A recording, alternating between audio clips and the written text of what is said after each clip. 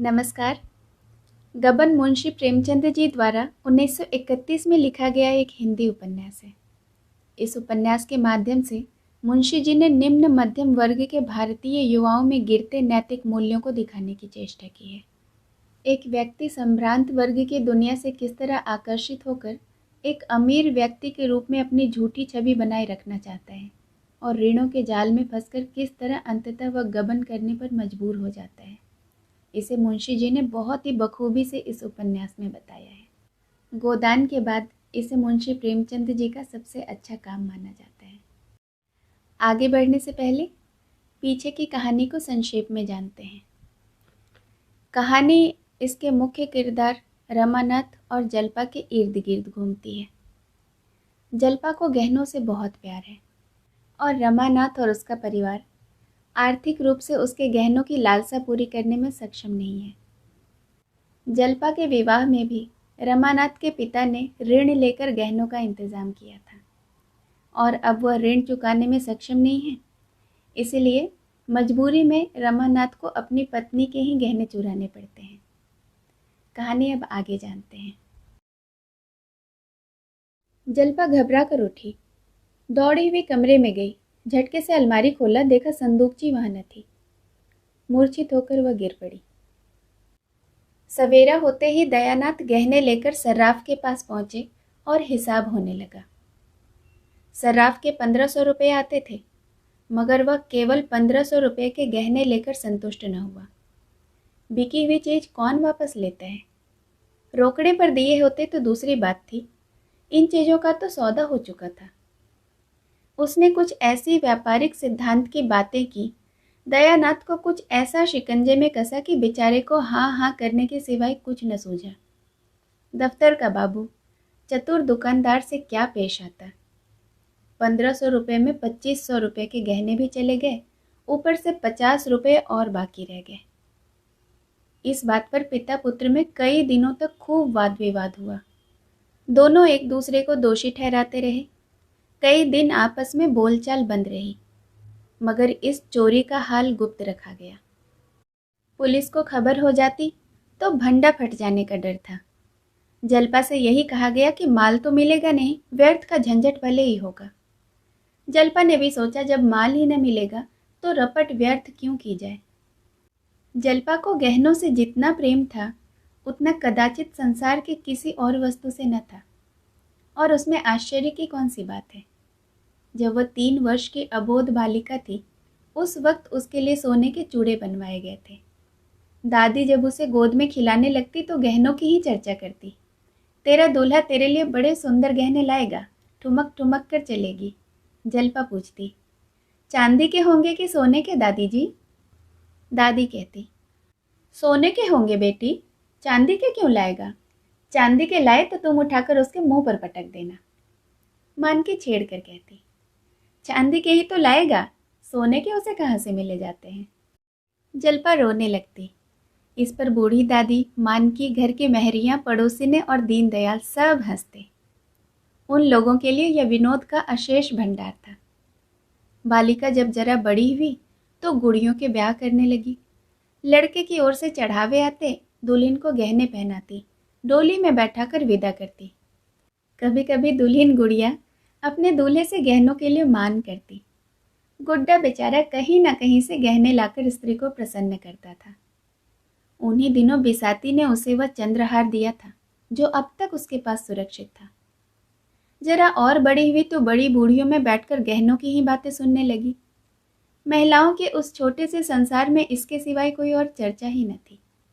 किसने कौन कौन गहने बनवाए, कितने दाम लगे, ठोस है या पोले, जड़ाऊ है या सादे, किस लड़की के विवाह में कितने गहने आए, इन्हीं महत्वपूर्ण विषयों पर नित्य आलोचना प्रत्यालोचना टीका टिप्पणी होती रहती थी।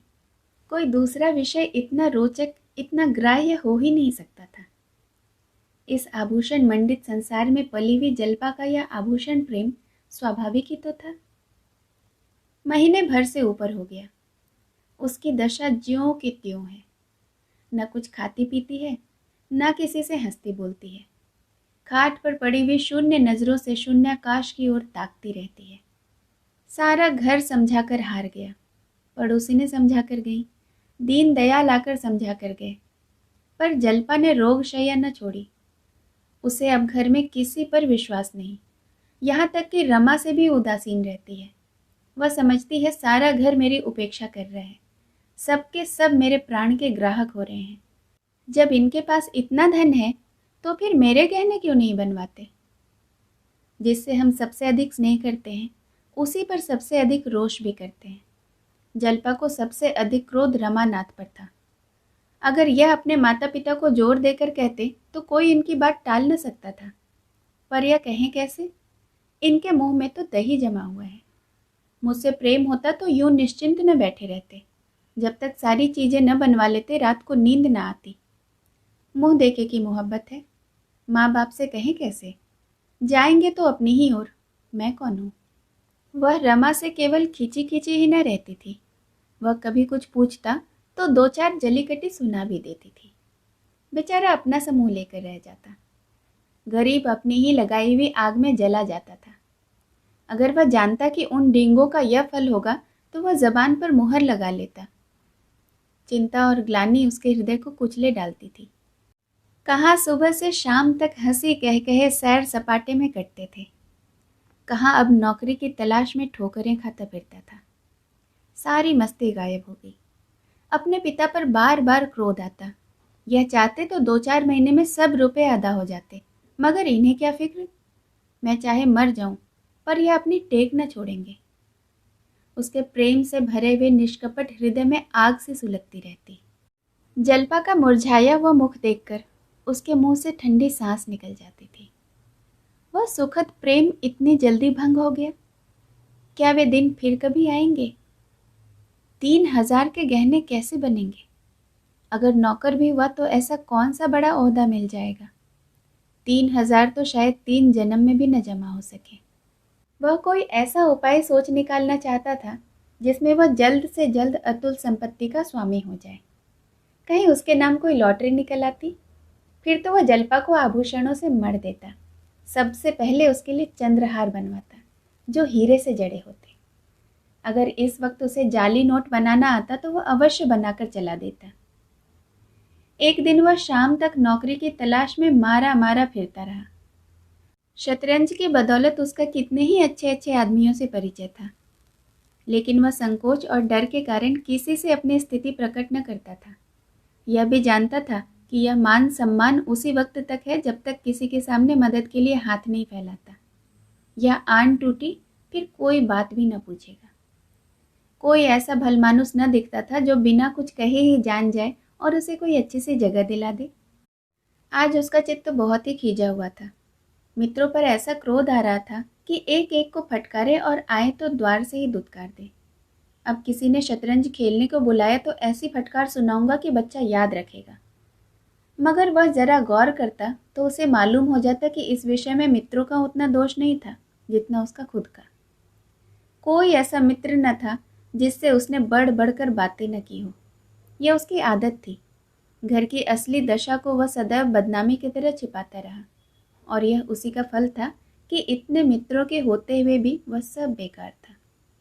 वह किसी से अपनी मनोव्यथा न कह सकता था, और मनोव्यथा सांस की भांति अंदर घुटकर असहाय हो जाती है। घर में आकर मुंह लटकाए हुए बैठ गया। जागेश्वरी ने पानी लाकर रख दिया और पूछा, आज तुम दिन भर कहाँ रहे हो? लो, हाथ मुंह धो डालो। रमा ने लोटा उठाया ही था कि जल्पा ने आकर उग्र भाव से कहा, मुझे मेरे घर पहुंचा दो इसी वक्त।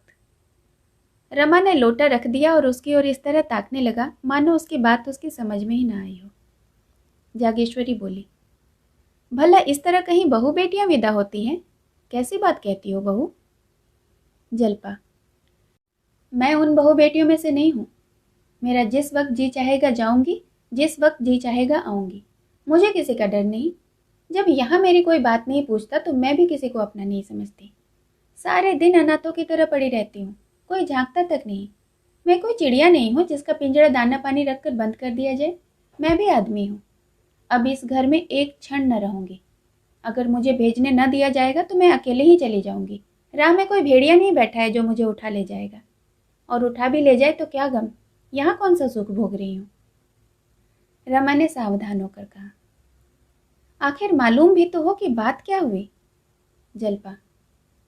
बात कुछ नहीं हुई है, अपना जी है, यहाँ नहीं रहना चाहती। रमानाथ। भला इस तरह जाओगी तो तुम्हारे घर वाले क्या कहेंगे? कुछ यह भी तो सोचो। जल्पा।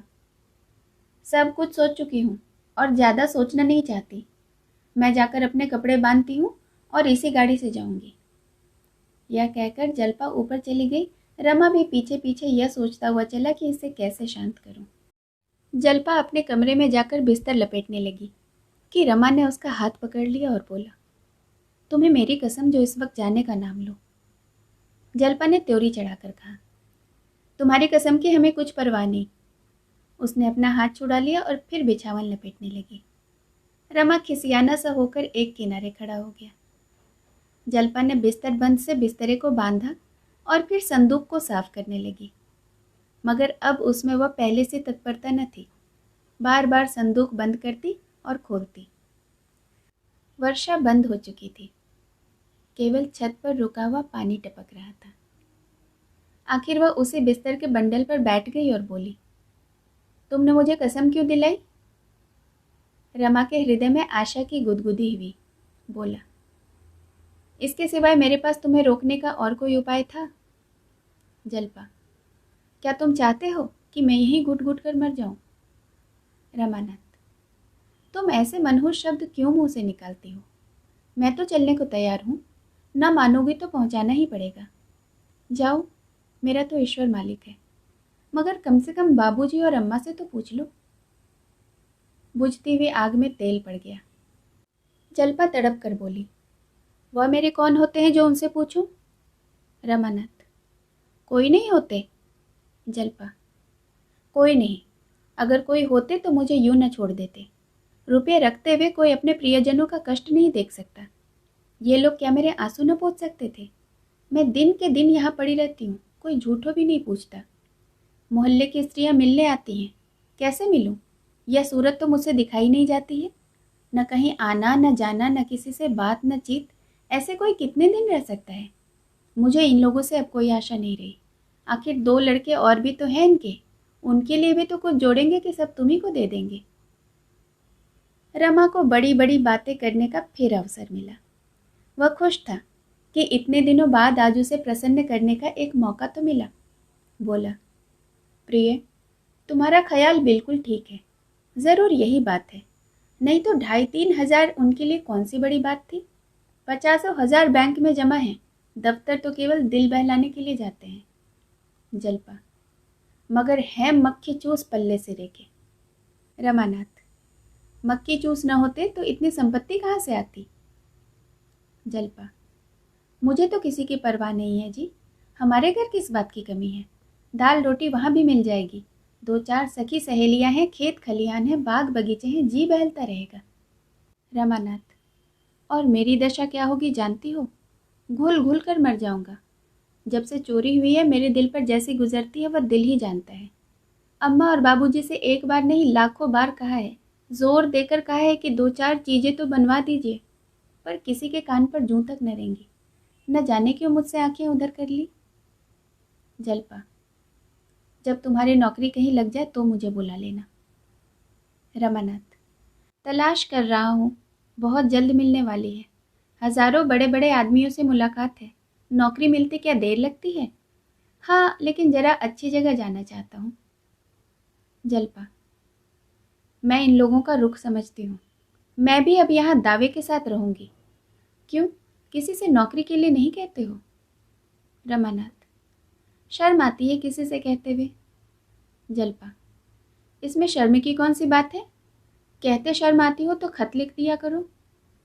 रमा उछल पड़ा, कितना सरल उपाय था, और अभी तक यह सीधी बात उसे सूझी न थी। बोला, हाँ, यह तुमने अच्छी तरकीब बताई, कल जरूर लिखूंगा। जल्पा। मुझे पहुंचा कर आना, तब लिखना खत, कल थोड़े ही लौट आओगे। रमानाथ। तो क्या तुम सचमुच जाओगी? तब तो मुझे मिल चुकी नौकरी और लिख चुका मैं खत। इस वियोग के दुख में बैठकर रोऊंगा कि नौकरी ढूंढूंगा? नहीं, इस वक्त जाने का जिद छोड़ दो, नहीं तो सच कहता हूँ मैं कहीं भाग जाऊंगा। मकान का हाल देख चुका। तुम्हारे सिवाय कौन बैठा हुआ है जिसके लिए यहाँ पड़ा सड़ा करूँ? हटो तो जरा, मैं बिस्तर खोल दूँ। जलपा ने बिस्तर पर जरा खिसक कर कहा। मैं बहुत जल्दी चली आऊँगी। तुम गए और मैं आई? रमा ने बिस्तर खोलते हुए कहा। जी नहीं, माफ़ कीजिए, इस धोखे में मैं नहीं आता। तुम्हें क्या, तुम तो सहेलियों के साथ विहार करोगी, मेरी खबर तक न लोगी, और यहाँ मेरी जान पर मनावेगी। इस घर में फिर कदम कैसे रखा जाएगा? जलपा ने एहसान जताते हुए कहा। आपने मेरा बंधा बंधाया बिस्तरा खोल दिया, नहीं तो आज कितने आनंद से घर पहुंच जाती। शहजादी सची कहती थी, मर्द बड़े टोन्हे होते हैं। मैंने आज पक्का इरादा कर लिया था कि चाहे ब्रह्मा भी उतर आए पर मैं न मानूंगी। पर तुमने 2 ही मिनट में मेरे सारे मंसूबे चौपट कर दिए। कल खत जरूर लिखना, अब बिना नौकरी निर्वाह नहीं। रमानाथ, कल नहीं, इसी वक्त जाकर 2-3 चिट्ठियां लिखता हूँ। जलपा, पान तो खाते जाओ। रमानाथ ने पान खाया और मर्दाने कमरे में आकर खत लिखने बैठ गया, मगर फिर कुछ सोचकर उठ खड़ा हुआ और एक तरफ को चल दिया। स्त्री का सप्रेम आग्रह पुरुष से क्या नहीं करा सकता। रमा के परिचितों में से एक रमेश बाबू म्यूनिसिपल बोर्ड में हेड क्लर्क थे। उम्र तो 40 के ऊपर थी, पर थे बड़े रसिक। शतरंज खेलने बैठ जाते तो सवेरा कर देते, दफ्तर भी भूल जाते। न आगे नाथ न पीछे पगा। जवानी में स्त्री मर गई, दूसरा विवाह नहीं किया। उस एकांत जीवन में सिवाय विनोद के और अवलंबी क्या था? चाहते तो हजारों के वारे न्यारे कर सकते थे, पर रिश्वत की कौड़ी भी हराम समझते थे। रमा से बड़ा स्नेह रखते थे, और ऐसा कौन निठल्ला था जो रात रात भर बैठकर उनसे शतरंज खेलता। आज कई दिन से बेचारे बहुत व्याकुल हो रहे थे। शतरंज की एक बाजी भी न हुई थी। अखबार कहाँ तक पढ़ते? रमा इधर 2-1 बार आया अवश्य, पर बिसात पर न बैठा। रमेश बाबू ने मोहरे बिछा दिए, उसको पकड़कर बिठाया, पर वह बैठा नहीं। वह क्यों शतरंज खेलने लगा? बहू आई है, उसका मुंह देखेगा, उससे प्रेमालाप करेगा कि इस बूढ़े के साथ बैठकर शतरंज खेलेगा। कई बार जी में आया उसे बुलवाए, पर यह सोचकर कि वह क्यों आने लगा रह गए। कहाँ जाएं, सिनेमा ही देख आवे, किसी तरह तो समय कटे। सिनेमा से उन्हें बहुत प्रेम न था, पर इस वक्त उन्हें सिनेमा के सिवाय कुछ और सूझा भी नहीं। कपड़े पहने और जाना ही चाहते थे कि रमा ने कमरे में कदम रखा। रमेश उसे देखते ही गेंद की तरह लुढ़क कर द्वार पर जा पहुंचे और उसका हाथ पकड़कर बोले, आइए आइए रमानाथ साहब बहादुर, तुम तो इस बुड्ढे को बिल्कुल ही भूल गए। हाँ भाई, अब क्यों आओगे? प्रेमिका की रसीली बातों का आनंद यहाँ कहाँ? चोरी का कुछ पता चला? रमानाथ, कुछ भी नहीं। रमेश, बहुत अच्छा हुआ थाने में रपट नहीं लिखाई, नहीं तो 100-200 के मत्थे और जाते। बहू को तो बड़ा दुख हुआ होगा। रमानाथ, कुछ मत पूछिए, तभी से दाना पानी छोड़ रखा है। मैं तो तंग आ गया हूँ, जी मैं चाहता है कहीं भाग जाऊं, बाबूजी सुनते ही नहीं। रमेश, बाबूजी के पास क्या कोई खजाना रखा हुआ है? अभी 4-5 हजार खर्च किए हैं, फिर कहाँ से गहने बनवा कर दें? 10-20 हजार रुपये होंगे भी तो अभी और भी तो बच्चे सामने हैं, और नौकरी का क्या भरोसा? 50 रुपये में होता ही क्या है? रमानाथ, मगर मैं तो मुसीबत में फंस गया। अब मालूम होता है कहीं नौकरी करनी पड़ेगी। चैन से खाते थे और मजे उड़ाते थे, नहीं बैठे बैठे माया जाल में फंसे। अब बतलाइए, है कहीं नौकरी चाकरी का सहारा? रमेश ने ताक पर से मोहरे और बिसात उतारते हुए कहा, आओ एक बाजी हो जाए, इस मामले को फिर कभी सोचेंगे। इसे जितना आसान समझ रहे हो उतना आसान है नहीं, अच्छे अच्छे धक्के खा रहे हैं। रमानाथ, मेरा तो इस वक्त खेलने को जी नहीं चाहता। जब तक इस प्रश्न का हल न हो जाए मेरे होश ठिकाने नहीं होंगे। रमेश बाबू ने शतरंज पे मोहरे बिछाते हुए कहा, आओ बैठो, एक बार खेलो तो फिर सोचेंगे क्या हो सकता है।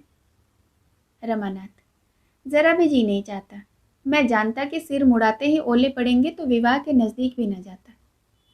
रमेश, अजी 2-4 चालें चले चलो तो आप ही आप जी लग जाए, जरा अकल की गांठ तो खुले। बाजी शुरू हुई। कई मामूली चालों के बाद रमेश बाबू ने रमा का रुख पीट लिया। रमानाथ, ओह क्या गलती हुई? रमेश बाबू की आंखों में नशे की सी लाली छाने लगी। शतरंज उनके लिए शराब से कम मादक न था। बोले, बोहनी तो अच्छी हुई। तुम्हारे लिए एक जगह सोच रहा हूँ, मगर वेतन बहुत कम है, केवल 30 रुपये। वह रंगी दाढ़ी वाले खां साहब नहीं हैं, उनसे काम नहीं होता। कई बार बचा चुका हूँ। सोचता था जब तक किसी तरह काम चले बने रहें। बाल बच्चे वाले आदमी हैं। वह तो कई बार कह चुके हैं कि मुझे छुट्टी दीजिए। तुम्हारे लायक तो वही जगह है, चाहो तो कर लो। यह कहते कहते रमा का फीला मार लिया। रमे ने फीले को फिर उठाने की चेष्टा करके कहा, आप मुझे बातों में लगाकर मेरे मोहरे उड़ाते हैं। इसकी सनद नहीं, लाओ मेरा फीला। रमेश, देखो भाई, बेईमानी मत करो। मैंने तुम्हारा फीला जबरदस्ती तो नहीं उठाया। हाँ, तो तुम्हें वह जगह मंजूर है? रमानाथ, वेतन तो 30 है। रमा, हाँ वेतन तो कम है, मगर शायद आगे चलकर बढ़ जाए। मेरी तो राय है कि कर लो। रमानाथ, अच्छी बात है, आपकी सलाह है तो कर लूँगा। रमेश, जगह आमदनी की है। मियाँ ने तो उसी जगह पर रहते हुए लड़कों को MA LLB करा दिया। 2 कॉलेज में पढ़ते हैं, लड़कियों की शादी अच्छे घरों में की है। हाँ, मगर जरा समझ बूझ कर काम करने की ज़रूरत है। रमा, आमदनी की मुझे परवाह नहीं, रिश्वत कोई अच्छी चीज़ तो नहीं है। रमेश, बहुत ख़राब चीज़ है, मगर बाल बच्चों वाले आदमी क्या करें? 30 रुपये में गुजर हो तो नहीं सकती। मैं अकेला आदमी हूँ, मेरे लिए 150 काफ़ी है। बहुत कुछ बचा भी लेता हूँ। लेकिन जिस घर में बहुत से आदमी हैं, लड़कों की पढ़ाई हो, लड़कियों की शादियाँ हो, वह क्या कर सकता है? जब तक छोटे छोटे आदमियों का वेतन इतना न हो जाए कि वह भलमानसी के साथ निर्वाह कर सके, तब तक रिश्वत बंद नहीं होगी। यही रोटी दाल दूध घी तो वह भी खाते हैं। फिर एक को 30 रुपये और दूसरे को 300 रुपये क्यों देते हो? रमा का फर्जी पिट गया। रमेश बाबू ने बड़े जोर का कहकहा मारा। रमा ने रोष के साथ कहा, अगर आप सचमुच खेल खेलते हैं तो खेलिए, नहीं तो मैं जाता हूँ। मुझे बातों में लगाकर मेरे सारे मोहरे उड़ा लिए। रमेश, अच्छा साहब, अब बोलूँ तो ज़बान पकड़ लीजिए। यह लीजिए शह। तो तुम कल अर्जी दे दो, उम्मीद है तुम्हें जगह मिल जाएगी। मगर जिस दिन जगह मिले मेरे साथ रात भर खेलना होगा। रमानाथ, आप तो 2 ही मातों में रोने लगते हैं। रमेश, अजी वह दिन गए जब आप मुझे मात दिया करते थे। आजकल चंद्रमा बलवान है। इधर मैंने 1 मासी किया है, क्या मजाल कि कोई मुझे मात दे सके। ये लीजिए फिर शह। रमानाथ, जी तो चाहता है कि दूसरी बाजी मात देकर जाऊं, मगर देर होगी। रमेश, देर क्या होगी, अभी तो 9 ही बजे हैं। खेल लो, दिल का अरमान निकल जाएगा। यह शह और मात। रमानाथ, अच्छा कल की रही, कल ललकार कर 5 मातें न दी तो कहिएगा। रमेश, अजी जाओ भी, तुम मुझे क्या मात दोगे? हिम्मत है तो अभी सही। रमानाथ, अच्छा आइए, आप भी क्या कहेंगे, मगर मैं 5 बाजियों से कम न खेलूंगा। रमेश, 5 नहीं अजी, तुम 10 खेलो, रात तो अपनी है। तो चलो फिर खाना खा लें, तब निश्चिंत होकर बैठेंगे। तुम्हारे घर कहलाए देता हूँ कि आज यहीं सोएंगे, इंतज़ार न करें। दोनों ने भोजन किया और फिर शतरंज पर बैठे। पहले बाजी में 11 बज गए। रमेश बाबू की जीत रही, दूसरी बाजी भी उन्हीं के हाथ रही। तीसरी बाजी खत्म हुए तो 2 बज गए थे। रमानाथ, अब तो मुझे नींद आ रही है। रमेश, तो मुंह हाथ धो लो, बरग रखी हुई है, मैं 5 बाजियां खेले बगैर सोने न दूंगा। रमेश बाबू को यह विश्वास हो रहा था कि आज मेरा सितारा बुलंद है, नहीं तो रमा को लगातार 3 मात देना आसान न था। वह समझ गए थे, इस वक्त चाहे जितनी बाजियां खेलूं, जीत मेरी ही होगी। मगर चौथी बाजी में हार गए तो विश्वास जाता रहा। उल्टे यह भय हुआ कि लगातार हारता न जाऊं। बोले, अब तो सोना चाहिए। रमानाथ, क्यों, 5 बाजियां पूरी न कीजिएगा? रमेश, कल दफ्तर भी तो जाना है। रमा ने अधिक आग्रह न किया, दोनों सोए। रमा यूं ही 8 बजे के पहले न उठता था, फिर आज तो 3 बजे सोया था। आज तो उसे 10 बजे तक सोने का अधिकार था। रमेश नियमानुसार 5 बजे उठे, स्नान किया, पूजा की, घूमने गए और 8 बजे घर लौट आए। मगर रमा तब तक सोता ही रहा। आखिर जब 9:30 बज गए तो उन्होंने उसे जगाया। रमा ने बिगड़ कर कहा, नाहक जगा दिया, कैसे मजे की नींद आ रही थी। रमेश, अजी वह अर्जी नहीं देनी तुमको। रमानाथ, आप दे दीजिएगा। रमेश, और जो कहीं साहब ने बुलाया तो मैं ही चला जाऊंगा। रमानाथ, ओह जो चाहे कीजिएगा, मैं तो सोता हूँ। रमा फिर लेट गया और रमेश ने भोजन किया, कपड़े पहने दफ्तर चलने को तैयार हुए। उसी वक्त रमानाथ हड़बड़ा कर उठा और आंखें मलता हुआ बोला, मैं भी चलूंगा। रमेश, अरे हाथ मुंह तो धो ले भले मानस। रमानाथ, आप तो चले जा रहे हैं। रमेश, नहीं अभी 15-20 मिनट तक रुक सकता हूँ, तैयार हो जाओ। रमानाथ, मैं तैयार हूँ, वहाँ से लौटकर भोजन करूँगा। रमेश, कहता तो हूँ कि अभी आधे घंटे तक रुका हुआ हूँ। रमा ने 1 मिनट में मुंह धोया, 5 मिनट में भोजन किया और चटपट रमेश के साथ दफ्तर चला। रास्ते में रमेश ने मुस्कुराकर कहा, घर क्या बहाना करोगे, कुछ सोच रखा है। रमानाथ, कह दूंगा, रमेश बाबू ने आने नहीं दिया। रमेश, मुझे ही गालियाँ दिलवाओगे और क्या, फिर कभी आने भी ना पाओगे। रमानाथ, ऐसा स्त्री भक्त नहीं हूँ। हाँ यह तो बतलाइए कि कहीं मुझे ही तो अर्जी लेकर साहब के पास न जाना पड़ेगा। रमेश, और क्या तुम समझते बैठे हो, घर बैठे मिल जाएगी नौकरी। महीनों दौड़ना पड़ेगा, महीनों, बीसियों सिफारिशें लगानी पड़ेगी, सुबह शाम हाजिरी देनी पड़ेगी। क्या नौकरी मिलना इतना आसान है। रमानाथ, तो मैं ऐसी नौकरी से बाज आया, मुझे तो अर्जी लेकर जाते ही शर्म आती है। खुशामतें कौन करता फिरेगा। पहले मुझे क्लर्कों पर बड़ी हंसी आती थी, मगर वही बला मेरे सर पड़ी। साहब डांट वाट तो न बताएंगे। रमेश, बुरी तरह डांटता है, लोग उसके सामने जाते हुए कांपते हैं। रमानाथ, तो फिर मैं घर जाता हूँ, यह सब मुझसे बर्दाश्त न होगा। रमेश, पहले पहल सब घबराते हैं, मगर सहते सहते आदत पड़ जाती है। तुम्हारा दिल धड़क रहा होगा कि न जाने कैसी बीतेगी। जब मैं नौकर हुआ था तो तुम्हारी ही उम्र मेरी भी थी और शादी हुए 3 महीने बीते थे।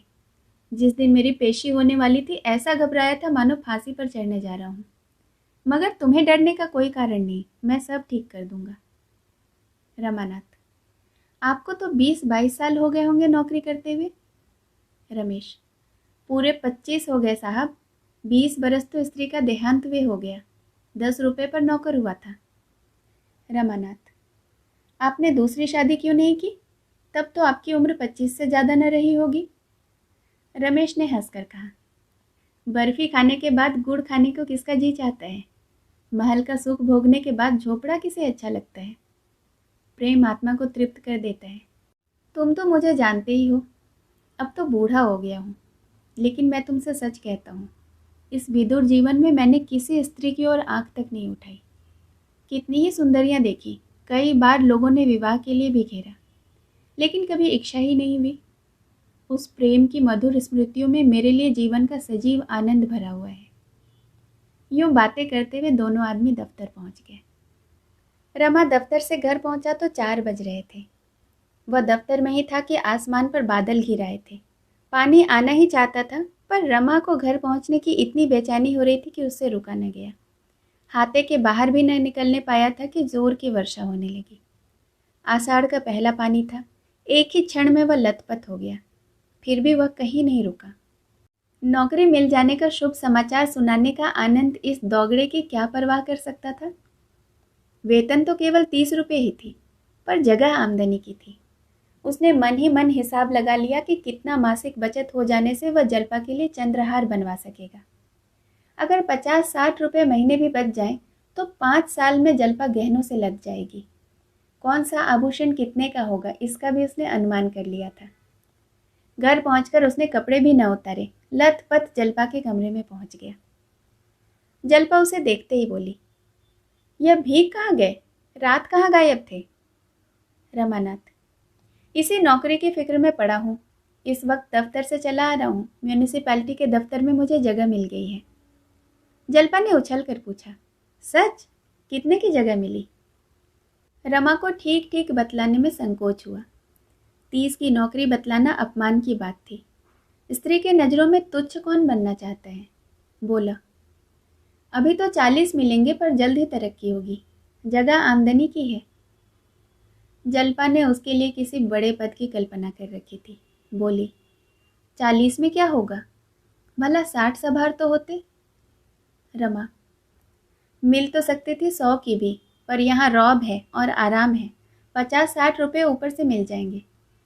जल्पा, तो तुम घूस लोगे, गरीबों का गला काटोगे। रमा ने हंसकर कहा, नहीं प्रिय, वह जगह ऐसी नहीं है कि गरीबों का गला काटना पड़े। बड़े बड़े महाजनों से रकमें मिलेंगी और वह खुशी से गले लगाएंगे। मैं जिसे चाहूँ दिन भर दफ्तर में खड़ा रखूं। महाजनों का एक एक मिनट एक एक अशर्फी के बराबर है। जल्द से जल्द अपना काम कराने के लिए वे खुशामद भी करेंगे और पैसे भी देंगे। जल्पा संतुष्ट हो गई, बोली, हाँ तब तो ठीक है, मगर गरीबों का काम यूं ही कर देना। रमानाथ, वह तो करूँगा ही। जल्पा, अभी अम्मा जी से तो नहीं कहा ना, जाकर कहा हो। मुझे तो सबसे बड़ी खुशी यह है कि अब उन्हें मालूम होगा कि मेरा भी यहाँ कोई अधिकार है। रमानाथ, हाँ जाता हूँ, मगर उन्हें तो मैं 20 ही बताऊंगा। जल्पा ने उल्लासित होकर कहा, हाँ जी, बल्कि 15 ही कहना। ऊपर की आमदनी की तो चर्चा करना ही व्यर्थ है, भीतर का हिसाब वे ले सकते हैं। मैं तो सबसे पहले चंद्रहार बनवाऊंगी। इतने में डाकिये ने पुकारा। रमा ने दरवाजे पर जाकर देखा तो उसके नाम एक पार्सल आया था। महाशय दीनदयाल ने भेजा था। लेकर खुश खुश घर में आए और जल्पा के हाथों में रखकर बोले, तुम्हारे घर से आया है, देखो तो इसमें क्या है। रमा ने चटपट कैंची निकाली और पार्सल खोला। उसमें देवदार की एक डिबिया निकली। उसमें एक चंद्रहार रखा हुआ था। रमा ने उसे निकालकर देखा और हंसकर बोला, ईश्वर ने तुम्हारी सुन ली, चीज तो बहुत अच्छी मालूम होती है। जल्पा ने कुंठित स्वर से कहा, अम्मा जी को यह क्या सूझी, यह तो उन्हीं का हार है, मैं तो इसे न लूंगी। अभी डाक का वक्त हो तो अभी इसे लौटा दो। रमा ने विस्मित होकर कहा, लौटाने की क्या जरूरत है, वह नाराज न होंगी।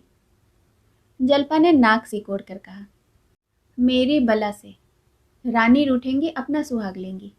मैं उनकी दया के बिना भी जीती रह सकती हूँ। आज इतने दिनों बाद उन्हें मुझ पर दया आई। उस वक्त दया न आई थी जब मैं उनके घर से विदा हुई थी। उनके गहने उन्हीं को मुबारक, मैं किसी का एहसान नहीं लेना चाहती। अभी उनके पहनने ओढ़ने के दिन है, मैं क्यों बाधक बनूं। तुम कुशल से रहोगे तो मुझे बहुत गहने मिल जाएंगे। मैं अम्मा जी को यह दिखा देना चाहती हूँ कि जल्पा तुम्हारे गहनों की भूखी नहीं है। रमा ने संतोष देते हुए कहा, मेरी समझ में तो तुम्हें यह हार रख लेना चाहिए। सोचो उन्हें कितना दुख होगा। विदाई के समय यदि न दिया तो अच्छा ही किया ना, नहीं तो और गहनों के साथ यह भी चला जाता। जल्पा, मैं इसे लूंगी नहीं, यह निश्चय है। रमानाथ, आखिर क्यों। जल्पा, मेरी इच्छा। रमानाथ, इस इच्छा का भी तो कोई कारण होगा। जल्पा रूंधे हुए स्वर से बोली, कारण यही है कि अम्मा जी इसे खुशी से नहीं दे रही हैं।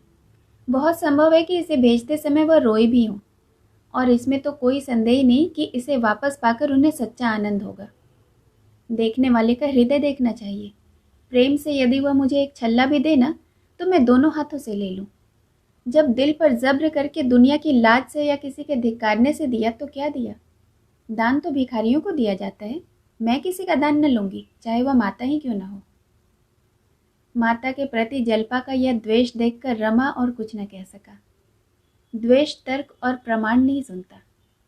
रमा ने हार लिया और चारपाई से उठता हुआ बोला, जरा अम्मा और बाबूजी को तो दिखा दूं, कम से कम उनसे तो पूछ लेना चाहिए। जल्पा ने हार उसके हाथ से छीन लिया और बोली, वे लोग मेरे कौन होते हैं जो उनसे पूछूं। केवल एक घर में रहने का ही तो नाता है। जब वह मुझे कुछ नहीं समझते तो मैं भी उन्हें कुछ नहीं समझती। यह कहते हुए उसने हार को उसी डिब्बे में रख दिया और उस पर कपड़ा लपेटकर सीने लगी। रमा ने एक बार डरते डरते फिर कहा, ऐसी जल्दी क्या है, 10-5 दिनों में लौटा देना, उन लोगों की भी खातिर हो जाएगी। इस पर जल्पा ने कठोर नजरों से देखकर कहा, जब तक इसे लौटा न दूंगी मेरे दिल को चैन न आएगा, मेरे हृदय में कांटा सा खटकता रहेगा। अभी पार्सल तैयार हुआ जाता है, हाल ही हाल लौटा दो। एक क्षण में पार्सल तैयार हो गया और रमा उसे ले हुए चिंतित भाव से नीचे चला। महाशय दयानाथ को जब रमा के नौकर हो जाने का हाल मालूम हुआ तो बेहद खुश हुए। विवाह होते ही वह इतनी जल्दी चेताएगा, उन्हें आशा न थी। बोले, जगह तो अच्छी है, ईमानदारी से काम करोगे तो किसी अच्छे पद पर पहुंच जाओगे। मेरा यही उपदेश है कि पराये पैसे को हराम समझना। रमा के जी में आया कि साफ कह दूं, अपना उपदेश अपने पास ही रखिए, यह मेरे अनुकूल नहीं है, मगर इतना बेहाया भी न था।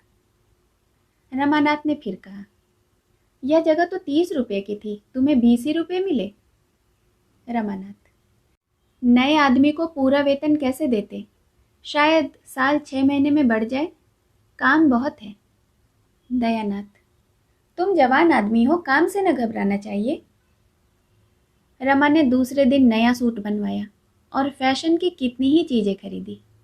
ससुराल से मिले हुए रुपये कुछ बच रहे थे, कुछ मित्रों से उधार ले लिए। वह साहबी ठाठ बनाकर सारे दफ्तर पर रौब जमाना चाहता था। कोई उससे वेतन तो पूछेगा नहीं, महाजन लोग उसका ठाठ बाट देखकर सहम जाएंगे।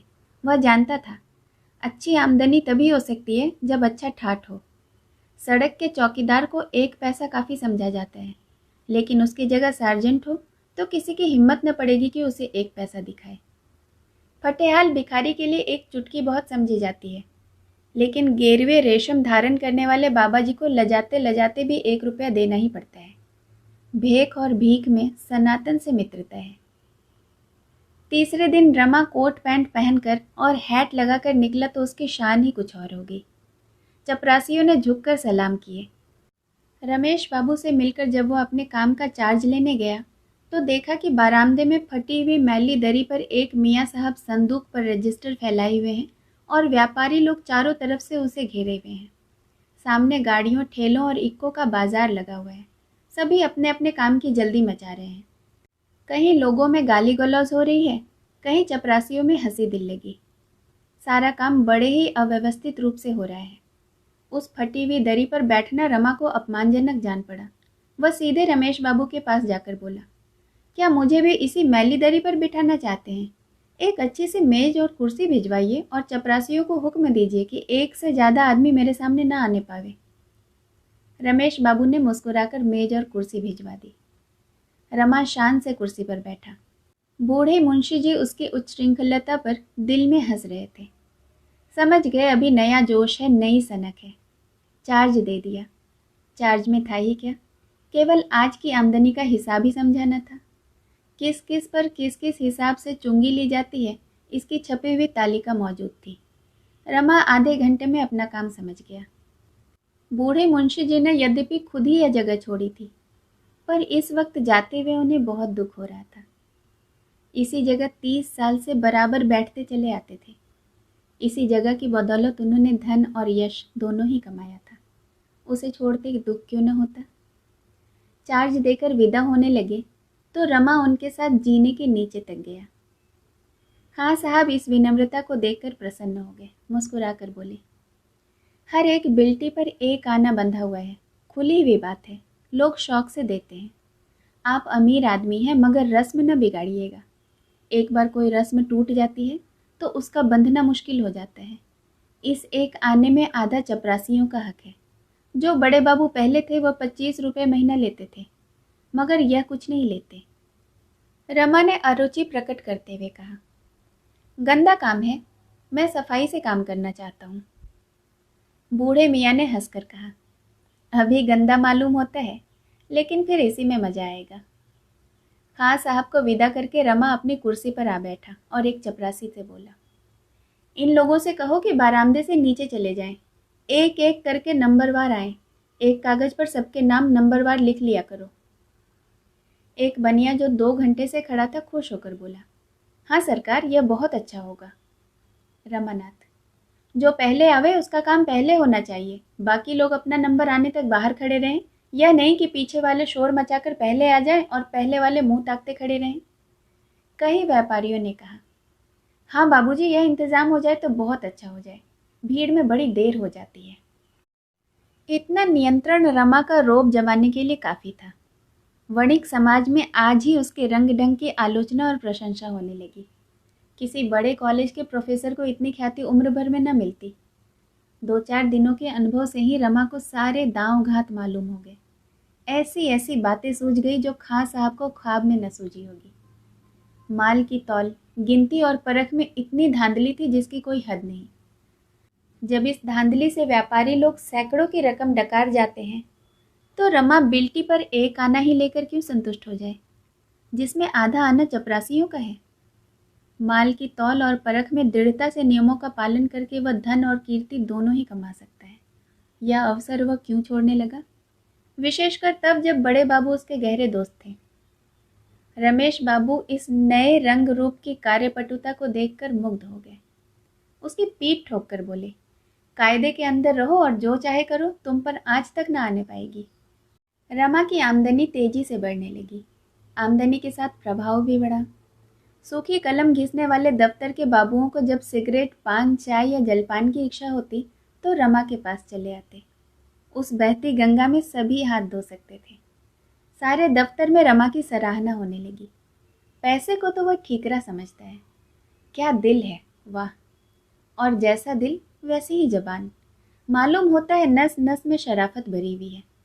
बाबुओं का जब यह हाल था तो चपरासियों और मुहर्ररों का पूछना ही क्या। सब के सब रमा के बिना दामों गुलाम थे। उन गरीबों की आमदनी ही नहीं, प्रतिष्ठा भी खूब बढ़ गई। जहां गाड़ीवान तक फटकार दिया करते थे, वहां अब अच्छे अच्छे की गर्दन पकड़कर नीचे ढकेल देते थे। रमानाथ की तूती बोलने लगी। मगर जलपा की अभिलाषाएं अभी तक पूरी न हुई। नाग पंचमी के दिन मोहल्ले की कई युवतियां जलपा के साथ कजली खेलने आई, मगर जलपा अपने कमरे से नहीं निकली। भादों में जन्माष्टमी का उत्सव आया। पड़ोस में ही सेठ जी रहते थे, उनके यहाँ बड़ी धूमधाम से उत्सव मनाया जाता था। वहां से सास और बहू को बुलावा आया। जागेश्वरी गई, जलपा ने जाने से इनकार कर दिया। इन 3 महीनों में उसने रमा से एक बार भी आभूषण की चर्चा न की थी, पर उसका यह एकांत प्रेम उसके आचरण से उत्तेजक था। इससे ज्यादा उत्तेजक वह पुराना सूची पत्र था जो एक दिन रमा कहीं से उठा लाया था। इसमें भांति भांति के सुंदर आभूषणों के नमूने बने हुए थे, उनके मूल्य भी लिखे हुए थे। जलपा एकांत में इस सूची पत्र को बड़े ध्यान से देखा करती। रमा को देखते ही वह सूची पत्र छिपा देती थी। इस हार्दिक कामना को प्रकट करते हुए अपनी हंसी उड़वाना नहीं चाहती थी। रमा आधी रात के बाद लौटा तो देखा जलपा चारपाई पर पड़ी है। हंसकर बोला, बड़ा अच्छा गाना हो रहा था, तुम नहीं गई, बड़ी गलती की। जलपा ने मुंह उधर कर लिया, कोई उत्तर न दिया। रमा ने फिर कहा, यहाँ अकेले पड़े पड़े तुम्हारा जी घबराता रहा होगा। जलपा ने तीव्र स्वर में कहा, तुम कहते हो मैंने गलती की, मैं समझती हूँ मैंने अच्छा ही किया। वहां किसके मुंह में कालिक लगती।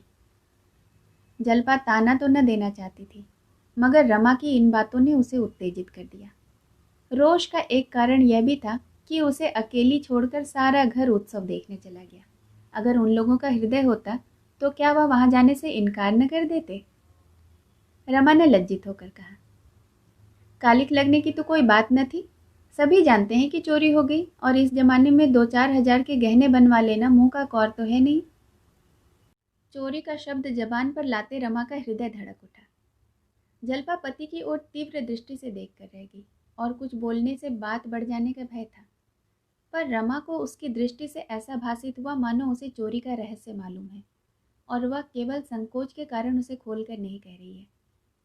उसे उस स्वप्न की बात भी याद आ गई जो जलपा ने चोरी की रात को देखा था। वह दृष्टि बाण के समान उसके हृदय को छेदने लगी। उसने सोचा, शायद मुझे भ्रम हुआ हो। इस दृष्टि में रोष के सिवाय और कोई भाव नहीं। मगर यह कुछ बोलती क्यों नहीं, चुप क्यों हो गई है। उसका चुप हो जाना ही गजब था। अपने मन का संशय मिटाने और जलपा के मन की थाह लेने के लिए रमा ने मानो डुब्बी मारी। यह कौन जानता था कि डोली से उतरते ही यह विपत्ति तुम्हारा स्वागत करेगी। जलपा आंखों में आंसू भरकर बोली, तो मैं तुमसे कहने के लिए रोती तो नहीं हूँ। भाग्य में जो लिखा था वह हुआ, आगे भी वही होगा जो लिखा है। जो औरतें गहने नहीं पहनती, क्या उनके दिन नहीं कटते। इस वाक्य ने रमा का संशय तो मिटा दिया, पर इसमें जो तीव्र वेदना छुपी हुई थी वह उससे छिपी न रही। इन 3 महीनों में वह बहुत प्रयत्न करने पर भी 100 रुपये से अधिक संग्रह न कर पाया था। बाबू लोगों के आदर सत्कार में उसे बहुत कुछ फलना पड़ता था, मगर बिना खिलाए पिलाए काम भी तो न चल सकता था। सभी उसके दुश्मन हो जाते और उसे उखाड़ने की घातें सोचने लगते। मुफ्त का धन अकेले नहीं हजम होता, यह वह अच्छी तरह जानता था। वह स्वयं एक पैसा भी व्यर्थ खर्च न करता। चतुर व्यापारी की भांति वह जो कुछ खर्च करता वह केवल कमाने के लिए। आश्वासन देते हुए बोला, ईश्वर ने चाहा तो 2-1 महीने में कोई चीज बन जाएगी। जल्पा, मैं उन स्त्रियों में से नहीं हूं जो गहनों पर जान देती है। हाँ, इस तरह किसी के घर आते जाते शर्म तो आती ही है ना। रमा का चित्त ग्लानि से व्याकुल हो उठा। जल्पा के एक एक शब्द से निराशा टपक रही थी। इस अपार वेदना का कारण कौन था? क्या यह भी उसी का दोष न था कि इन 3 महीनों में उसने कभी भी गहनों की चर्चा नहीं की? जल्पा यदि संकोच के कारण इसकी चर्चा न करती थी तो रमा को उसके आंसू पोंछने के लिए, उसका मन रखने के लिए क्या मौन के सिवाय कोई दूसरा उपाय न था? मोहल्ले में रोज ही एक न एक उत्सव होता रहता। रोज ही पास पड़ोस की औरतें मिलने आती। बुलावे भी क्रमशः रोज ही आते थे। बेचारी जल्पा कब तक इस प्रकार आत्मा का दमन करती रहेगी, अंदर ही अंदर कुढ़ती रहेगी। हंसने बोलने को किसका जी नहीं चाहता? कौन कैदियों की तरह अकेले पड़ा रहना पसंद करता है? मेरे ही कारण तो इसे यह भीषण यातना सहनी पड़ रही है। उसने सोचा, क्या किसी सर्राफ से गहने उधार नहीं लिया जा सकते? कई बड़े सर्राफों से उसका परिचय था, लेकिन उनसे वह यह सब बात कहता कैसे? कहीं वे इनकार कर दे तो? यह संभव है बहाना करके ही टाल दे। उसने निश्चय किया कि अभी उधार लेना ठीक नहीं होगा। कहीं वादे पर रुपया न दे सका तो व्यर्थ में थुक्का फजीहत होगी, लज्जित भी होना पड़ेगा। अभी कुछ दिन और धैर्य से काम ले लेना चाहिए। सहसा उसके मन में आया कि इस विषय में जल्पा की राय लूं, देखूं वह क्या कहती है। अगर उसकी इच्छा हो तो किसी सर्राफ से वादे पर चीजें ले ली जाए। मैं इस अपमान और संकोच को सह लूंगा। जल्पा को संतुष्ट करने के लिए कि उसके गहनों की उसे कितनी फिक्र है, बोला, तुमसे एक सलाह करना चाहता हूँ, पूछूं या न पूछूं? जल्पा को नींद आ रही थी। आंखें बंद किए हुए बोली, अब सोने दो भाई, सवेरे उठना है। रमानाथ, अगर तुम्हारी राय हो तो किसी सर्राफ से वादे पर गहने बनवा लाऊं, इसमें कोई हर्ज तो नहीं है? जल्पा की आंखें खुल गईं। कितना कठोर प्रश्न था। किसी मेहमान से पूछना कि कहिए कि आपके लिए भोजन लाऊं, कितनी बड़ी अशिष्टता है। इसका तो यही आशय है कि हम मेहमान को खाना खिलाना नहीं चाहते। रमा को चाहिए था कि चीजें लाकर जल्पा के सामने रख देता। उसके बार बार पूछने पर भी यही कहना चाहिए था कि दाम देकर आया हूं, तब वह अलबत्ता खुश होती। इस विषय में उसकी सलाह लेना घाव पर नमक छिड़कना था। रमा की ओर अविश्वास की आंखों से देखकर बोली, मैं तो गहनों के लिए इतनी उत्सुक नहीं हूं। रमानाथ, नहीं, यह बात नहीं, लेकिन इसमें हर्ज ही क्या है? किसी सर्राफ से अगर चीजें ले लूं, धीरे धीरे करके उसके रुपए चुका दूंगा। जल्पा ने दृढ़ता से कहा, नहीं, मेरे लिए कर्ज लेने की जरूरत नहीं है। मैं वैश्या नहीं हूं कि तुम्हें नोच खसोट कर अपना रास्ता लूं। मुझे तुम्हारे साथ जीना है और मरना है। अगर मुझे सारी उम्र बेगहनों के रहना पड़े तो भी मैं कुछ लेने को न कहूंगी। औरतें गहनों की इतनी भूखी नहीं होती हैं। घर के प्राणियों को संकट में डालकर गहने पहनने वाली दूसरी होंगी। लेकिन तुमने पहले तो कहा था कि जगह बड़ी आमदनी की है। मुझे तो कोई विशेष बचत होती दिखाई नहीं देती। रमानाथ, बचत तो जरूर होती और अच्छी होती, लेकिन जब अल्लाहकारों के मारे बचने पाए तब ना। सब शैतान सिर पर सवार रहते हैं। पहले मुझे न मालूम था कि यहाँ इतने प्रेतों की पूजा करनी होगी। जल्पा, तो अभी कौन सी जल्दी है, बनते रहेंगे धीरे धीरे। रमानाथ, खैर तुम्हारी सलाह है तो 1 आध महीने और चुप रहता हूँ। मैं सबसे पहले कंगन बनवाऊंगा। जल्पा ने गदगद होकर कहा, तुम्हारे पास अभी इतने रुपए कहाँ होंगे? रमानाथ, इसका उपाय तो है मेरे पास। तुम्हें कैसा कंगन पसंद है? जल्पा अब अपने कृत्रिम संयम को निभा न सकी। अलमारी में से आभूषणों का सूची पत्र निकालकर रमा को दिखाने लगी। इस समय वह इतनी तत्पर थी मानो सोना लाकर रखा हुआ है और सुनार बैठा हुआ है, केवल डिजाइन ही पसंद करना बाकी है। उसने सूची के 2 डिजाइन पसंद किए। दोनों वास्तव में बहुत ही सुंदर थे, पर रमा उनका मूल्य देखकर सन्नाटे में आ गया। एक था 1000 का, दूसरा 800 का। रमानाथ, ऐसी चीजें तो शायद यहाँ बन भी न सके, मगर ठीक है, कल मैं जरा सर्राफ की सैर कराऊंगा। जल्पा ने पुस्तक बंद करते हुए करुण स्वर में कहा। इतने रुपये तो न जाने तुम्हारे पास कब तक होंगे। बनेंगे बनेंगे, नहीं तो कौन गहनों के बिना मरा जाता है। रमा को आज इसी उधेड़-बुन में बड़ी रात तक नींद न आई। ये जड़ाऊ कंगन इन गोरी गोरी कलाइयों पर कितने खिलेंगे। यह मोह स्वप्न देखते देखते उसे न जाने कब नींद आ गई। दूसरे दिन सवेरे ही रमा ने रमेश बाबू के घर का रास्ता लिया। उनके यहाँ भी जन्माष्टमी की झांकी होती थी। उन्हें स्वयं तो इससे कोई अनुराग न था, पर उनकी स्त्री यह उत्सव मनाती थी। उसी की याद में अब तक उत्सव मनाते जाते थे। रमा को देखकर बोले, आओ जी, रात को क्यों नहीं आए? मगर यहाँ गरीबों के घर क्यों आते? सेठ जी की झांकी कैसे छोड़ देते? खूब बाहर रही होगी। रमानाथ, आपकी से सजावट तो न थी, हाँ, और सालों से अच्छी थी। कई कत्थक और वैश्याएं भी आई थी। मैं तो चला आया था, मगर सुना रात भर गाना होता रहा। रमेश, सेठ जी ने तो वचन दिया था कि वैश्याएं न आने पावेंगी, फिर क्या किया? इन मूर्खों के हाथों हिंदू धर्म का सर्वनाश हो जाएगा। एक तो वैश्याओं का नाम यो भी बुरा, ऊपर से ठाकुर द्वारे में। छी छी, न जाने इन गधों को कब अकल आवेगी। रमानाथ, वैश्याएं न हो तो झांकी देखने जाए ही कौन? सभी तो आपकी तरह योगी और तपस्वी नहीं है। रमेश, मेरा बस चले तो मैं कानून से यह दुराचार ही बंद कर दूं। खैर, फुर्सत हो तो आओ, एक आध बाजी हो जाए। रमानाथ, और आया किस लिए हूँ, मगर आज आपको मेरे साथ जरा सर्राफे तक चलना पड़ेगा। यूं कई बड़ी बड़ी कोठियों से मेरा परिचय है, मगर आपके रहने से बात ही कुछ और होगी। रमेश, चलने को चला चलूँगा, मगर इस विषय में मैं बिल्कुल कोरा हूँ। न कोई चीज़ बनवाई न खरीदी। तुम्हें कुछ लेना है क्या? रमानाथ, लेना देना क्या है, जरा भाव ताव देखूंगा। रमेश, मालूम होता है घर में फटकार पड़ी है। रमानाथ, जी बिल्कुल नहीं, वह तो जेवरों के नाम तक नहीं लेती। मैं कभी पूछता हूँ तो मना कर देती है, लेकिन अपना भी तो कुछ कर्तव्य है। जब से गहने चोरी होकर चले गए, एक चीज़ नहीं बनवाई है। रमेश, मालूम होता है कमाने का ढंग आ गया। क्यों न हो, कायस्थ के बच्चे हो, कितने रुपए जोड़ लिए? रमानाथ, रुपये किसके पास हैं, वादे पर लूँगा। रमेश, इस खब्द में न पड़ो। जब तक रुपये हाथ में न हो, बाजार की तरफ जाओ ही मत। गहनों से तो बूढ़े नई बीवियों का दिल खुश किया करते हैं। उन बेचारों के पास गहनों के सिवाय होता ही क्या है? जवानों के लिए बहुत से लटके हैं। यूँ मैं चाहूँ तो तुम्हें 2-4 हज़ार का माल दिलवा सकता हूँ, मगर भाई कर्ज की लत बुरी है। रमानाथ, मैं 2-3 महीने में सब चुका दूंगा। अगर मुझे यह विश्वास न होता तो मैं जिक्र ही न करता। रमेश, तो 2-3 महीने और सब्र ही क्यों नहीं कर जाते?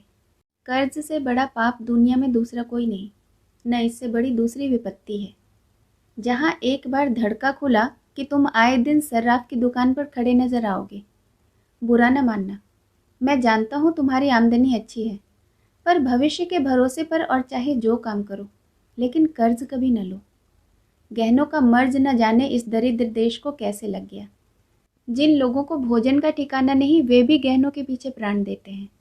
हर साल अरबों रुपए केवल सोना चांदी खरीदने में व्यर्थ हो जाते हैं। संसार के और किसी देश में इन धातुओं की इतनी खपत नहीं। उन्नत देशों में धन व्यापार में लगता है, जिससे लोगों की परवरिश होती है और धन बढ़ता है। यहाँ धन श्रृंगार में खर्च होता है। उसमें उन्नति और उपकार की जो 2 महान शक्तियाँ हैं, उन दोनों का ही अंत हो जाता है। बस यही समझ लो कि जिस देश के लोग जितने ही मूर्ख होंगे, वहाँ जेवरों का उतना ही प्रचार होगा। यहाँ तो खैर नाक कान छिदाकर ही रह जाते हैं, मगर कई देश ऐसे भी हैं जहाँ होठ छेद कर भी लोग गहने पहनते हैं। रमा ने कौतूहल से कहा, याद नहीं आता, पर शायद अफ्रीका हो। रमेश, हमें यह सुनकर अचंभा होता है, लेकिन अन्य देश वालों के लिए नाक कान छिदाना भी कुछ कम अचंभे की बात न होगी। बुरा मरज है, बहुत ही बुरा। वह धन जो भोजन में खर्च होना चाहिए, बाल बच्चों का पेट काटकर गहनों की भेंट कर दिया जाता है।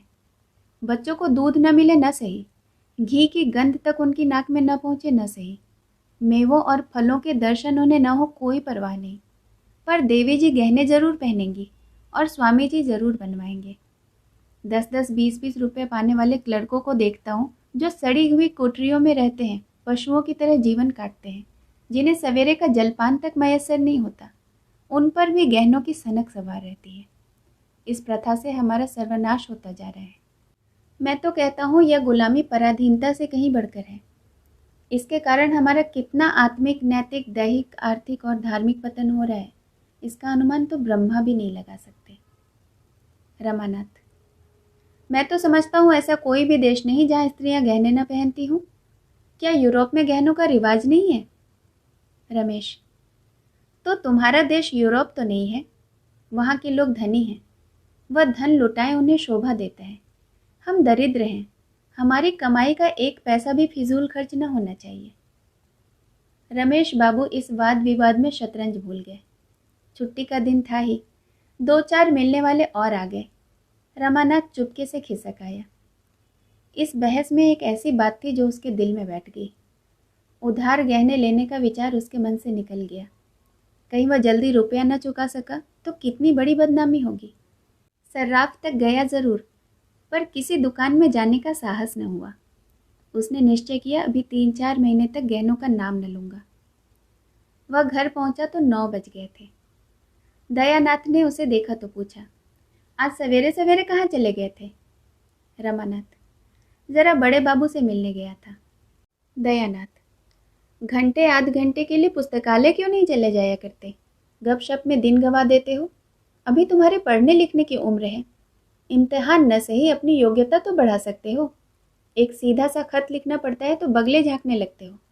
असली शिक्षा स्कूल छोड़ने के बाद शुरू होती है और वही हमारे जीवन में काम भी आती है। मैंने तुम्हारे विषय में कुछ ऐसी बातें सुनी हैं जिनसे मुझे बहुत खेद हुआ है और तुम्हें समझा देना अपना धर्म समझता हूँ।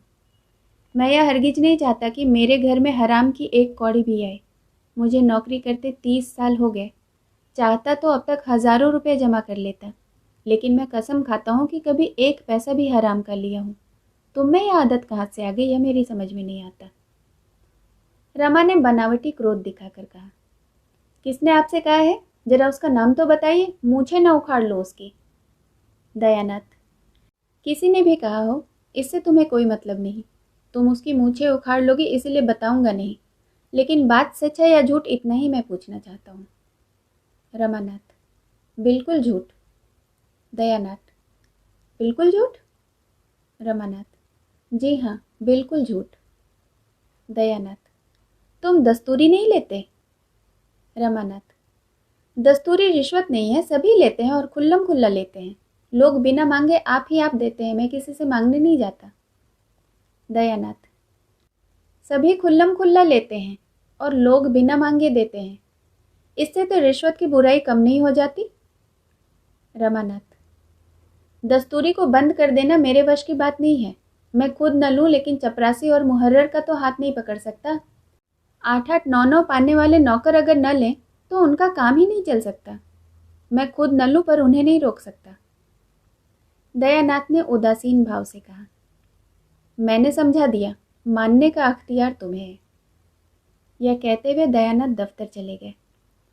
रमा के मन में आया, साफ कह दे, आपने निष्प्रिय बनकर क्या कर लिया जो मुझे दोष दे रहे हैं? हमेशा पैसे पैसे को मोहताज रहे, लड़कों को पढ़ा तक न सके, जूते कपड़े तक न पहना सके। यह डींग मारना तब शोभा देता है जबकि नीयत भी साफ रहती है और जीवन भी सुख से कटता है। रमा घर में गया तो माता ने पूछा, आज कहाँ चले गए थे बेटा? तुम्हारे बाबूजी इसी पर बिगड़ रहे थे। रमानाथ: इस पर तो नहीं बिगड़ रहे थे। हाँ, उपदेश दे रहे थे कि दस्तूरी मत लिया करो, इससे आत्मा दुर्बल होती है और बदनामी होती है। जागेश्वरी: तुमने कहा नहीं आपने बड़ी ईमानदारी की तो कौन से झंडे गाड़ दिए? सारी जिंदगी पेट पालते रहे। रमानाथ: जैसे आप कौड़ी कौड़ी को मोहताज रहे, वैसे मुझे भी बनाना चाहते हैं। आपको लेने का शऊर नहीं तो मैं क्या करूं? जब देखा कि यहाँ दाल नहीं गलेगी तो भगत बन गए। यहाँ ऐसे घोगा बसंत नहीं है। बनियों से रुपए ऐंठने के लिए भी अकल चाहिए, दिल लगी नहीं है। जागेश्वरी: बस बस यही बात है बेटा, जिसे लेना आवेगा वह जरूर लेगा। इन्हें तो बस घर में कानून बघारना आता है और किसी के सामने तो मुंह से बात निकलती नहीं। रुपये निकाल लेना तो मुश्किल ही है। रमा दफ्तर जाते समय ऊपर कपड़े पहनने गया तो जलपा ने उसे 3 लिफाफे डाक में छोड़ने के लिए दिए। उस वक्त उसने तीनों लिफाफे जेब में डाल दिए, लेकिन रास्ते में उन्हें खोलकर चिट्ठियां पढ़ने लगा। चिट्ठियां क्या थी? विपत्ति और वेदना का करुण विलाप था, जो उसने अपनी तीनों सहेलियों को सुनाया था। तीनों का विषय एक ही था, केवल भावों का अंतर था। जिंदगी पहाड़ हो गई है, न रात को नींद आती है न दिन को आराम। पतिदेव को प्रसन्न करने के लिए कभी कभी हंस बोल लेती हूँ, पर दिल हमेशा रोया करता है। न किसी के घर जाती हूँ न किसी को मुंह दिखाती हूँ। ऐसा जान पड़ता है कि यह शोक मेरी जान ही लेकर छोड़ेगा। मुझसे वादे तो रोज किए जाते हैं, रुपए जमा हो रहे हैं, सोनार ठीक किया जा रहा है, डिज़ाइन तय किया गया है, पर यह सब धोखा है और कुछ भी नहीं। रमा ने तीनों चिट्ठियां जेब में रख ली। डाक खाना सामने से निकल गया, पर उसने उसे छोड़ा नहीं। यह अभी तक यही समझती है कि मैं इसे धोखा दे रहा हूँ। क्या करूँ, कैसे विश्वास दिलाऊं?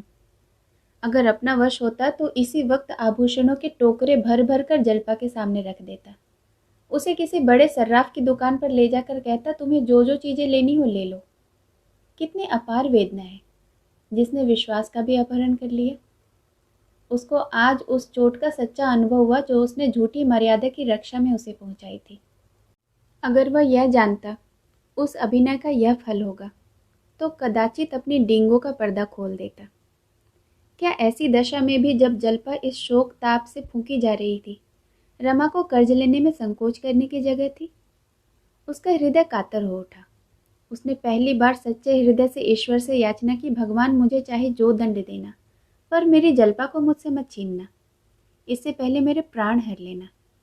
उसके रोम रोम से आत्मध्वनि सी निकलने लगी, ईश्वर मेरी दीन दशा पर दया करो।